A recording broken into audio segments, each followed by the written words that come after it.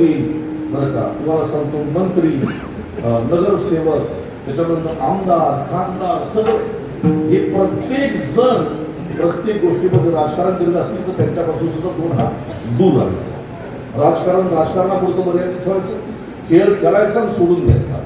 ज्याप्रमाणे लहान मुलं एकत्र येऊन खेळतात आणि खेळ संपला की खेळ मोडून निघून जातात, तसं राजकारणाच्या वेळेला राजकारण करायचं, डोक्यातून काढून टाकायचं. लक्षात ठेवा, सगळे राजकारणी एक आहे, मला माहिती आहे.